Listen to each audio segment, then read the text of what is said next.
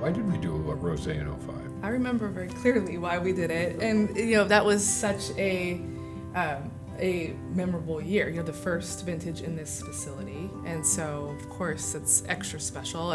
And so here's '05, and here I am, and have creative license to make things. I decided it'd be interesting to make a little bit of rosé. So I took a couple tons of Pinot Noir, I think maybe 3, and pressed it and fermented it and made rosé, and just kind of went along with the harvest. And I clearly remember when we were tasting through the vintage in general that fall, late fall, you would come in and we're tasting all of these different wines, and I introduced you to this tank of rosé that I had made, and you were not that excited about that at all. Like, you were not thrilled, and you looked at it and you looked at me and you're like, I don't like rosé. I don't remember talking about making rosé, like, and then you just were, just poker face, and I was like, well, my illustrious career could begin and end really quickly, or I don't know, and we went from there. But if I remember correctly, I thought rosé was for sissies, so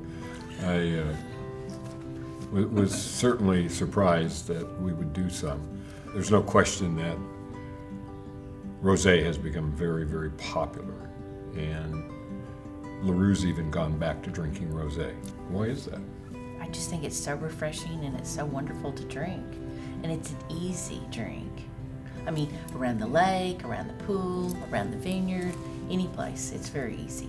One of my favorites truly is 2005, for the rosé story, but also just the new beginning in general for this winery, and this brand. It had started in '01, the brand, the vineyard started way before that, '95.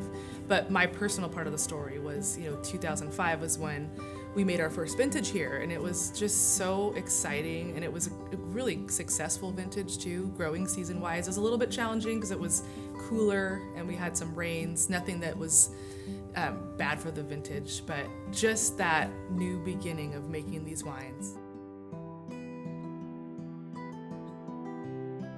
Well, here's to '05. '05, yeah.